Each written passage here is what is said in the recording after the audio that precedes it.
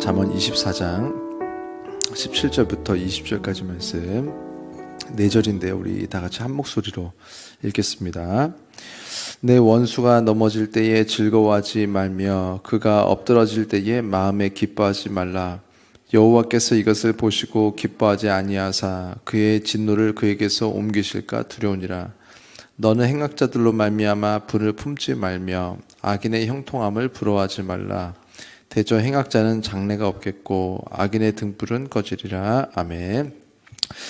이 말씀들은 지금 앞에 다 나왔던 말씀들이에요. 다 나왔던 말씀들인데 말씀들을 이제 지금 뭉쳐서 조금 이렇게 압축해가지고 다 한 곳에 몰려 있기도 하고, 그리고 지금 이제 제가 사실은 이 말씀을 할까 아니면 다른 말씀을 넘어갈까 하다가 18절이 중간에 껴 있는데, 이 18절에 대한 부분에 또 어떻게 보면 사실 이전에 잘 몰랐던 부분이 추가된 부분이기도 해서 18절을 좀 향해서 이것을 한 번 더 읽었습니다. 이 말씀을 어제 말씀의 연장선에서 우리가 봐야 될 텐데요.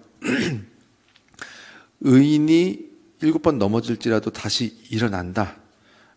그리고 악인은 재앙으로 말미암아 엎드러진다.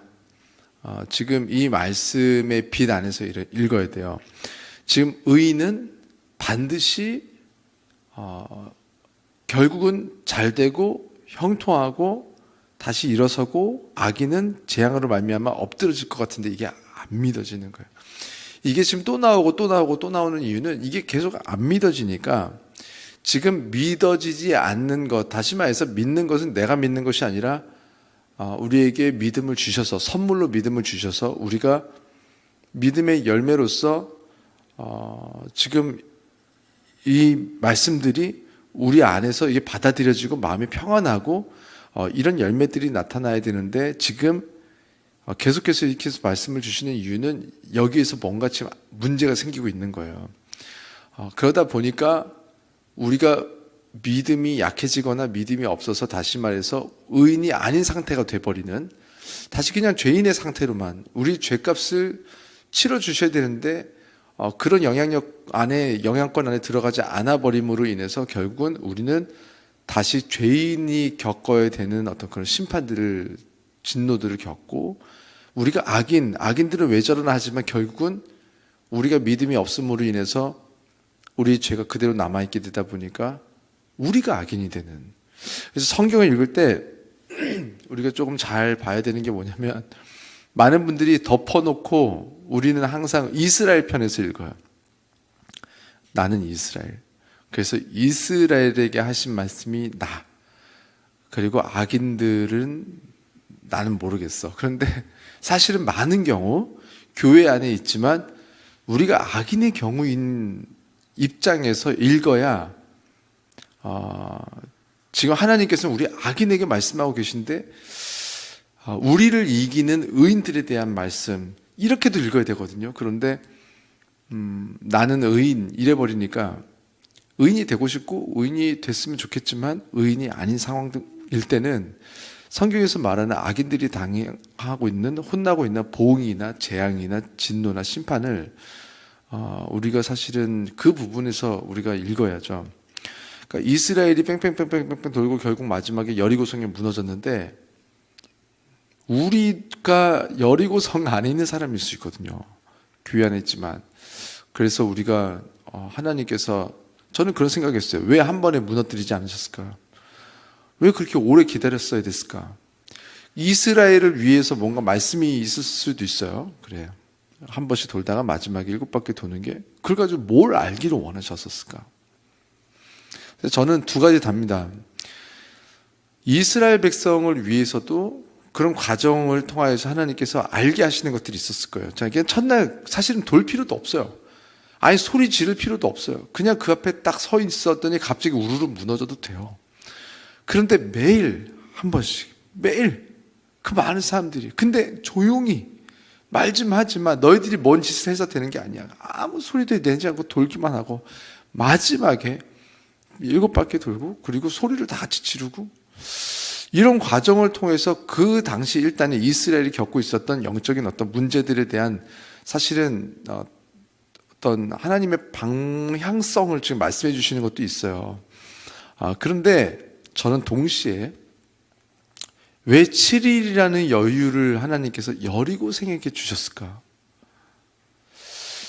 너무너무 싫어 죽겠었으면 그냥 소돔과 고모라처럼 그냥 불과 유황을 쏟아버리지. 왜 7일이나 주셨고 마지막 날에는 7바퀴 돌 때까지 시간을 주셨을까? 얼마나 이상했을까요? 그 사람들이 볼 때. 수많은 사람들이 진짜 말도 안 되는 사람들 막 빙글빙글 돌아. 왜 첫날 문 열고 나가서 이스라엘 백성들 다 그냥 싹 밀어버리지 않았을까? 그렇게 강하고 강력하고 큰 사람들, 무기가 많고, 이스라엘 백성들은 유목이 민족이기 때문에 아무것도 아니에요. 전쟁 준비가 안 돼 있는 사람들인데 첫날 그냥 여리고 사람들이 나와서 다 밀어버리지. 다 죽이고.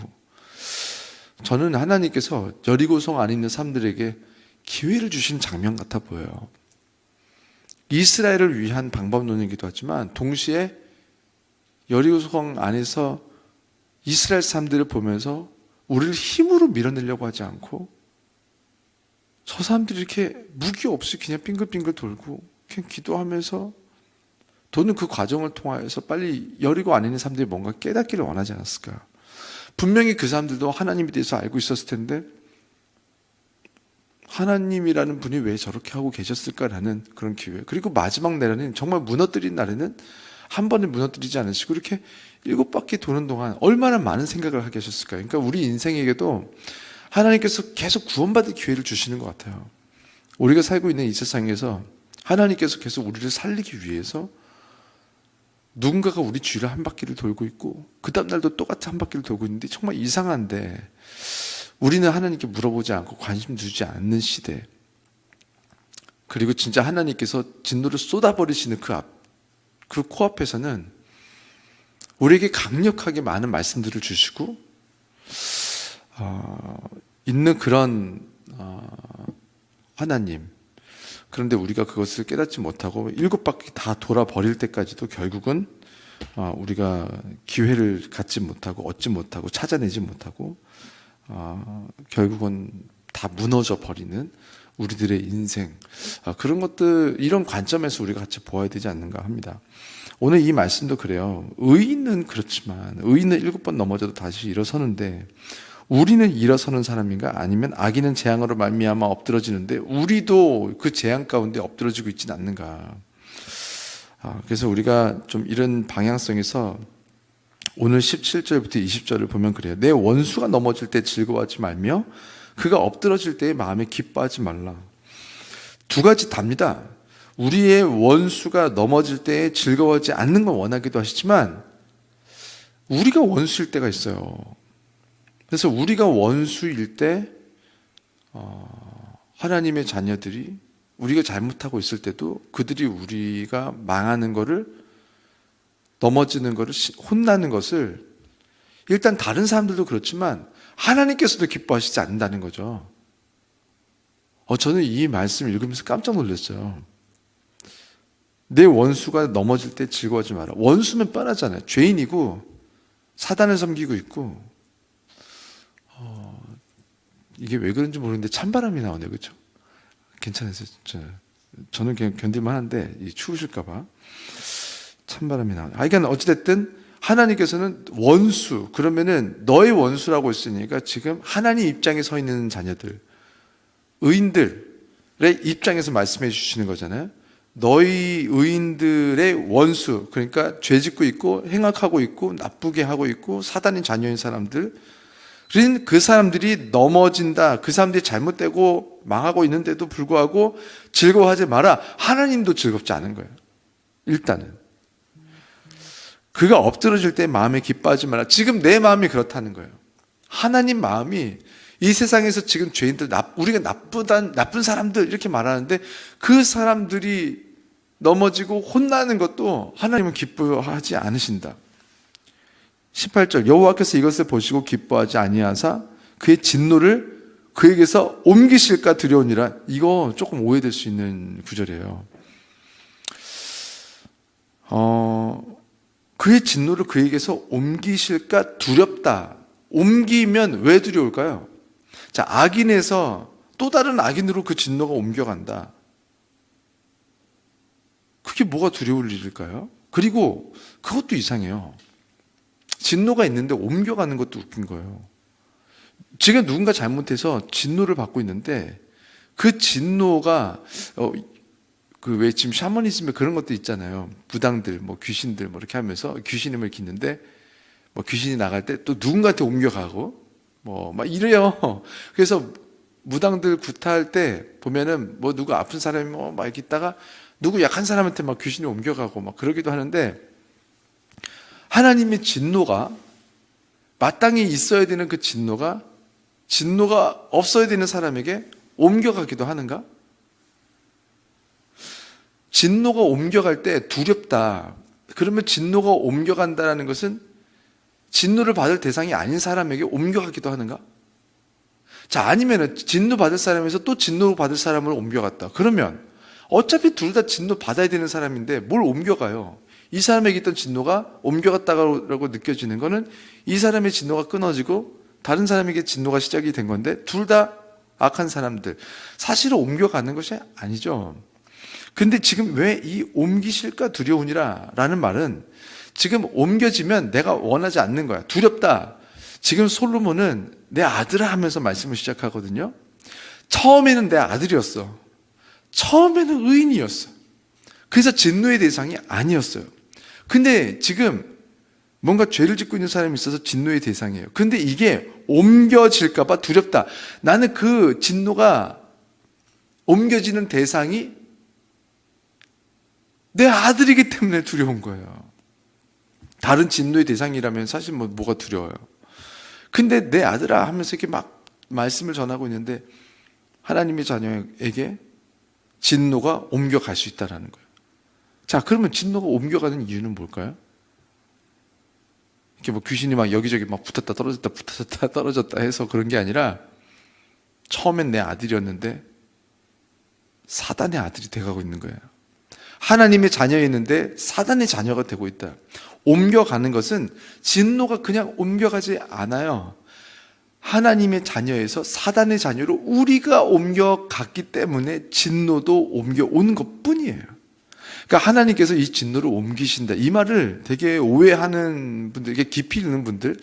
제가 그 전에 있었던 교회에서 금요일날 새벽 예배 때마다 그거를 했었어요. 예배 끝나고 말씀 나눔을 해서 이렇게 이렇게 같이 맥모닝 사 먹고 그리고 나서 이제 말씀을 읽고 본인들이 은혜 받은 거를 나누기도 하고 물어보기도 하고 여기서 이제 많이 걸리더라고요. 자문을 많이 했으니까. 진노를 옮기신다. 왜 옮기시냐는 거죠. 당연히 우리가 의인의 자녀에서 하나님의 자녀에서 사단의 자녀로 옮겨가고 있기 때문에 진노는 따라서 옮겨오는 것뿐입니다. 19절 너는 행악자들로 말미암아 분을 품지 말며 악인의 형통함을 부러워하지 말라 이렇게 나왔어요.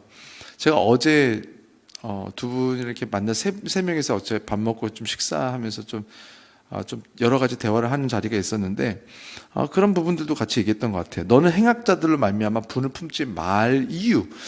사실 저를 굉장히 어렵게 하고 힘들게 한 분들이 있었는데 정말 아무리 다시 생각해봐도 성경적으로 이게 악한 분들이 있어요.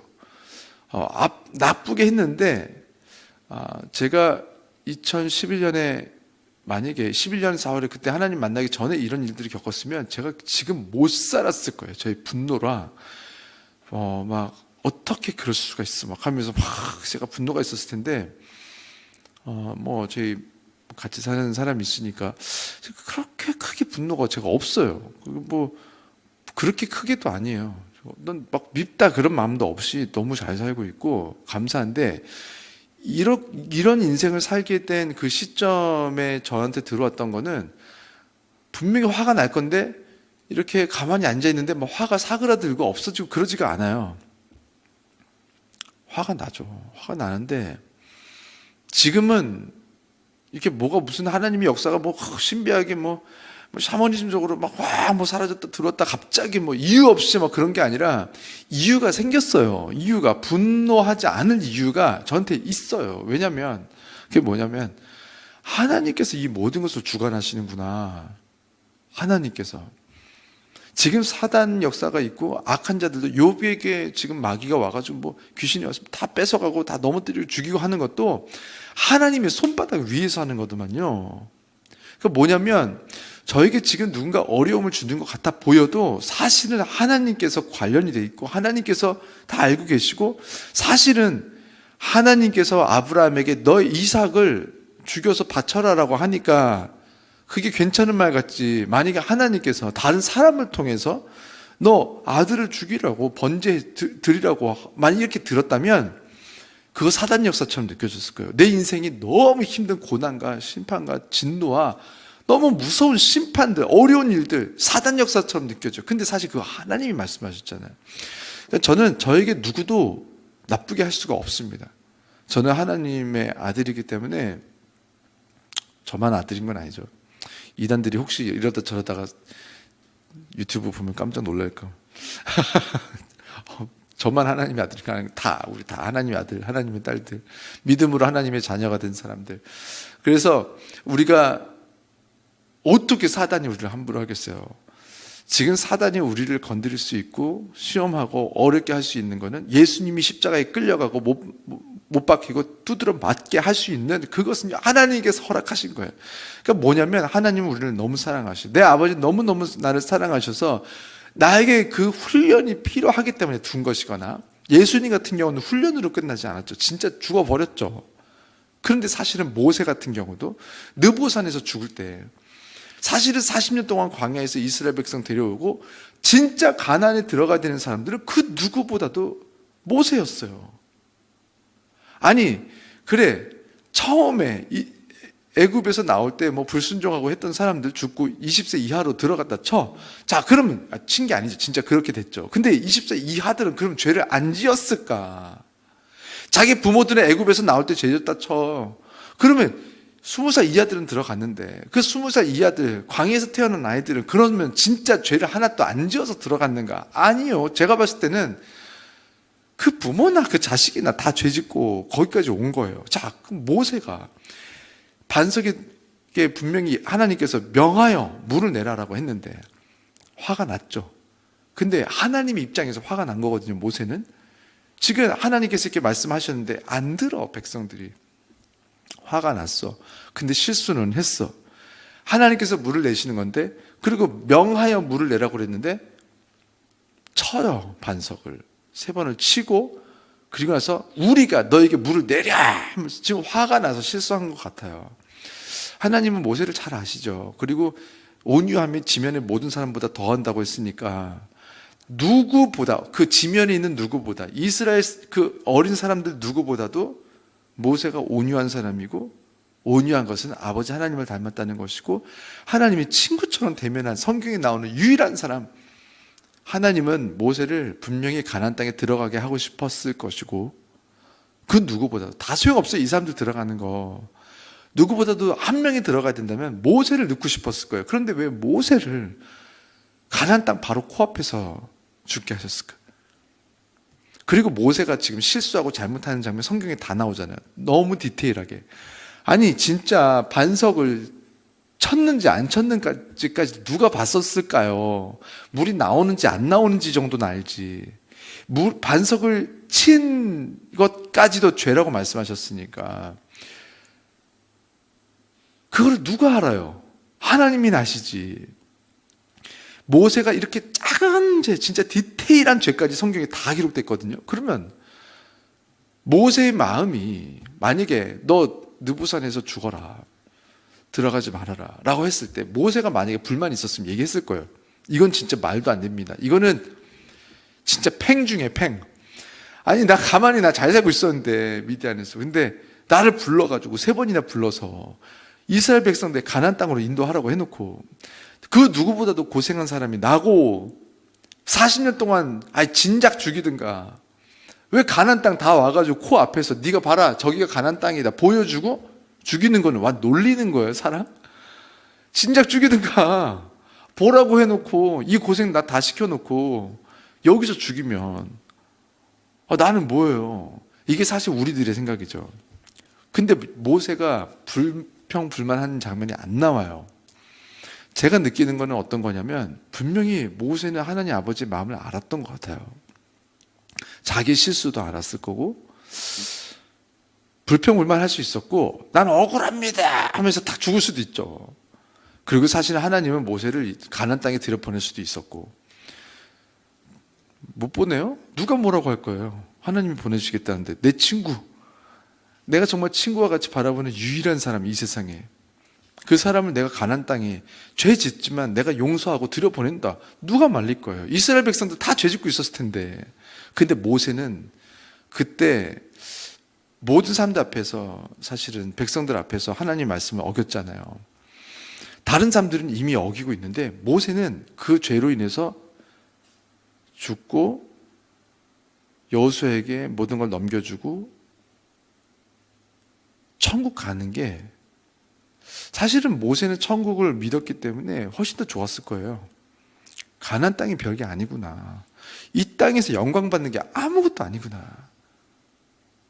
그리고 하나님의 마음을 가장 잘 알고 닮아있던 사람이기 때문에 내가 지금 이 죄를 짓고도 아무런 문제 없고 잘 되는 거를 이 백성들 앞에 보여주면 이 어린 백성들은요, 이제 앞으로 나도 죄 지어도 괜찮아. 이렇게 되는 거예요. 그래서 가장 용서받기 좋고 가장 용서받아야 되는 모세가 어떻게 보면 눈에 보이는 심판과 함께 죽는 거예요.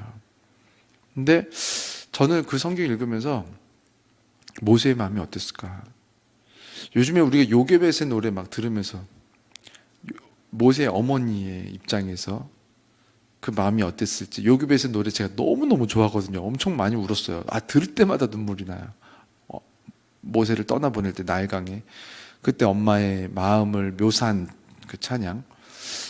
모세가 느보산에서 죽었을 때 좀 찬양 좀 누가 좀 썼으면 좋겠어요.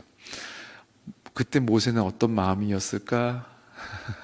모세의 마음은 이렇게 하면서 너무너무 이스라엘 백성들을 사랑하고 하나님을 사랑하는 마음으로 내가 구해서 이 가나안 땅 갈 수도 있었지만 내가 모든 백성들이 보는 앞에서 죄를 지었고 내가 좀 큰 심판을 받는 것을 봐야 이 아이들이 가나안 땅에 가면 우상들이 많거든요. 그때 죄 짓지 않는 자녀들이 될 수 있지 않을까. 모세야, 네가 지금 여기서 살아서 가나안 땅 가는 것보다 네가 여기에서 느보산에서 죽어야, 심지어 가나안 땅 코앞에서 죽어야 이 아이들이 나중에 수많은 우상들을 경험할 텐데 가나안 땅에서 이 아이들이 죄짓지 않고 나를 두려워할 줄 알지 않겠느냐라고 말씀하셨을 것 같고, 이건 성경에 없어요. 모세가 동의했을 것 같아요. 아무리 생각해도 모세의 그 성품들을, 그 앞에 나온 성품들을 보잖아요. 마땅합니다. 제가 죽는 게 이 아이들을 위해서 좋을 것 같아요. 제가 여기서 심판받는 것을 보는 것이 이 아이들에게 필요할 것 같아요. 하나님 나를 데려가시고 이 자녀들이 아버지께서 원하셨던 그 젖과 꿀이 흐르는 땅에 들어갔을 때 우상들을 많이 만나고 수많은 유혹들을 받을 때 이 아이들이 아버지를 두려워할 줄 알게 하옵소서. 그러면서 가지 않았을까? 모세가 그렇게 큰 심판으로 가나안 땅 앞에서 죽는 것처럼 보이지만 나중에 신약에 보면요, 변화산에서 예수님께서 그렇게 변화되시는 그 곳에서 예수님 양옆에 엘리야랑 모세가 나타나요. 저는 그것도 생각했어요. 왜 엘리야와 모세였어야 됐을까? 예수님께서 변화되는 그 장면, 어떻게 보면 가장 귀한 순간이거든요. 가장 그 귀한 순간에 하나님께서 이제까지 있었던 모든 인물들 중에서 가장 사랑하는 아들, 독생자 아들 예수, 그분에게 가장 양옆에, 그러니까 그 두 명을 뽑아서 세운다면 왜 다윗이 나타날 수도 있잖아요. 엘리사였을 수도 있잖아요. 솔로몬이었을 수도 있잖아요. 이사야였을 수도 있잖아요. 에스겔이었을 수도 있잖아요. 수많은 인물들이 있고 아브라함이 있을 수도 있잖아요. 나는 아브라함의 하나님, 이삭의 하나님, 야곱의 하나님. 그럼 아브라함, 이삭이 나타나도 되잖아요. 근데 왜 모세랑 엘리야였어야 됐을까? 저는 그렇게 느껴요. 하나님께서 보실 때 가장 사랑했던 사람 두 사람이 모세와 엘리야이지 않았을까? 모세를 그 땅에서 그렇게 죽여놓고 사랑하는 독생자 아들 예수 바로 옆에는 모세와 엘리야가 나타난 거예요. 그러니까 하나님이 모세를 너무너무 사랑하시는 상태에서 느보산에서 데려가신 것 같아요. 아버지의 마음은 그렇구나. 원수가 나를 고통스럽게 해도 원수가 나를 고통스럽게 할 수 있는 게 아니구나. 하나님께서 나를 너무 사랑하시는 아버지가 되어주셨고, 그래서 그 아버지가 지금 허락하신 거고, 내가 잘되게 하시기 위해서 아브라함에게 주셨던 테스트처럼 우리를 여전히 지금 테스트하고 계시구나. 그래서 이삭을 온전하게 바치는 그 마음의 분명한, 아버지께서 마음의 무게를 재실 때 통과하는 그 순간에 아브라함에게 네가 이제야 나를 경외하는 줄 알았다 하면서 내가 너의 자녀에게 앞으로 모래알과 같이 넘치게 하겠고 축복을 쏟아 부어주겠다. 나는 너의 아버지가 되겠다. 너의 하나님이 되겠다. 그래서 하나님께서 그걸 하고 계시는구나. 그래서 그 우리에게 쓰임받은 그 마귀 역할, 사단의 역할을 한 사람들을 미워하는군요. 아직 우리가 봐야 될 것을 잘 못 보고 있다는 증거입니다. 하나님께서 하시는 거라면 그걸 너무 미워하면 안 되지 않겠어요? 아버지께서 매를 드셔서 나를 때렸다면, 우리가 매를 너무너무 미워하고 분노한다면 여전히 지금 아버지의 의도, 내가 왜 너에게 매를 들었는지 아버지의 마음을 물어봐야 되는데 매를 쳐다보고 싫어하고 있다면, 지금 원수가 넘어져야 좋고 원수가 잘 되고 형통하는 게 싫어. 지금 여전히 하나님 아버지를 바라보는 것이 아니라 원수를 바라보고 있는 것 자체가 문제입니다. 원수를 미워하는 게 문제가 아니에요. 여전히 원수에게서 눈을 못 떼고 있는 게 문제지. 원수가 잘 되는 게 싫은 게 문제가 아니에요. 여전히 원수에게서 눈을 못 떼고 있는 게 문제지. 우리가 바라봤어야 됐던 것을 원수들을 움직이고 계시는 우리 아버지를 바라봤어야 됐다. 아버지를 바라보고 아버지에게 우리가 초점이 가 있다면 원수는 보이지도 않습니다.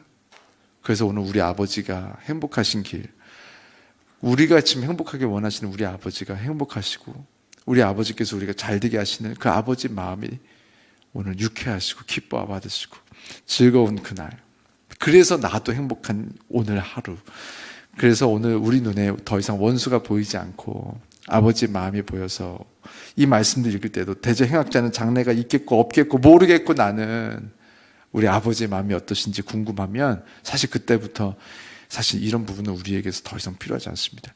아버지의 마음으로 기뻐하시고 행복하시고 우리 인생에 오는 그런 어려움들이나 고난들 가운데서도 아버지만 바라보셔서 오늘 아버지의 마음 안에서 우리가 막 축복을 쏟아붓고 싶어 하시는 그 아버지의 마음 원 없이 우리에게 보고 쏟아부으시고 우리 함께 아버지의 나라를 향해서 갈 수 있도록 함께 기도하고 승리하고 그 삶을 살아내는 여러분과 제가 되기를 주 이름으로 축원합니다. 기도하겠습니다.